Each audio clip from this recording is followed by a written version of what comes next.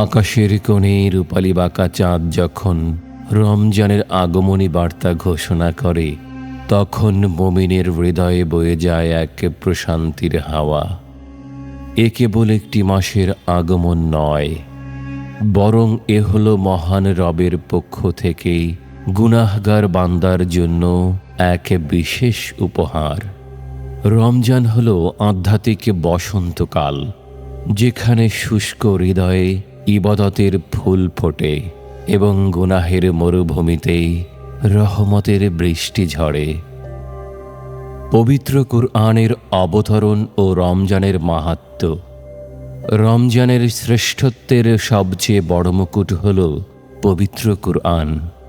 মানব জাতির আলোকবর্তিকা হিসেবে এই মাসেই প্রথম আসমান থেকে হিদায়াতের নূর নেমে এসেছিল।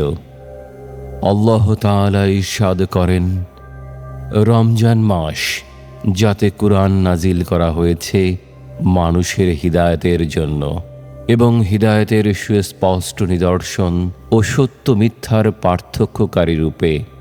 এই মাসেই রয়েছে সেই মহিমান্বিত রাত লাইলাতুল কদর, যা হাজার মাসের চেয়েও শ্রেষ্ঠ, যে রাতে ফেরেশতারা আসমান থেকে জমিনে নেমে আসে শান্তি আর বরকতের ডালি নিয়ে। হাদিসের দর্পণে রমজানের ফজিলত। আল্লাহর রাসূল সাল্লাল্লাহু আলাইহি ওয়াসাল্লাম যখন রমজানের ফজিলত বর্ণনা করতেন, তখন সাহাবীদের হৃদয় ঈমানী শক্তিতে উদ্দীপ্ত হয়ে উঠত।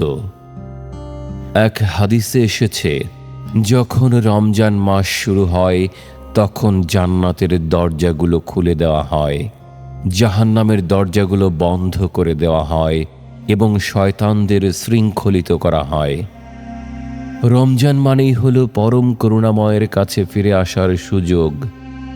প্রিয় নবী সাল্লাল্লাহু আলাইহি ওয়াসাল্লামের সেই কালজয়ী ঘোষণা আমাদের হৃদয়কে নাড়িয়ে দেয়, যে ব্যক্তি ঈমান ও সওয়াবের আশায় রমজানের রোজা রাখবে এবং রাতে দণ্ডায়মান হয়ে ইবাদত করবে, আল্লাহ তার জীবনের সব পূর্ববর্তী গুনাহ ক্ষমা করে দেবেন।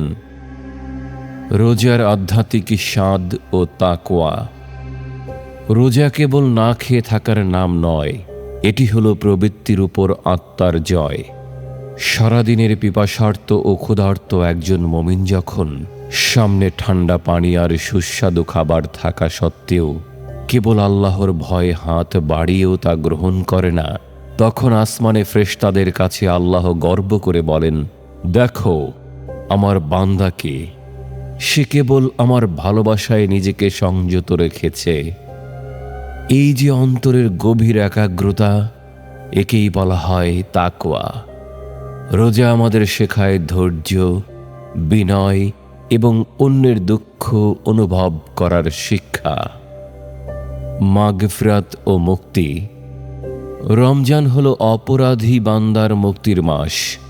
হাদিসে বর্ণিত হয়েছে, এই মাসের প্রতিটি দিন ও রাতে আল্লাহ তাআলা অসংখ্য মানুষকে জাহান্নামের আগুন থেকে মুক্তি দান করেন। রোজাদারের মুখের গন্ধ আল্লাহর কাছে মেস্কের সুঘ্রাণের চেয়েও প্রিয়।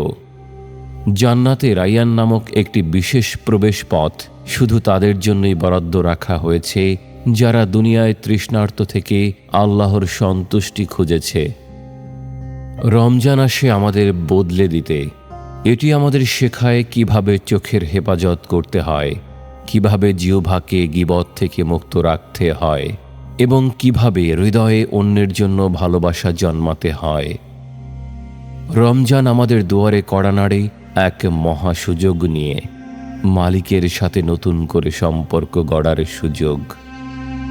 আসুন আমরা এই রমজানকে কেবল রুটিন মাফিক ইবাদতে সীমাবদ্ধ না রেখে হৃদয়ের সবটুকু আবেগ আর ভালোবাসা দিয়ে সাজাই, কারণ হতে পারে এটাই আমাদের জীবনের শেষ রমজান।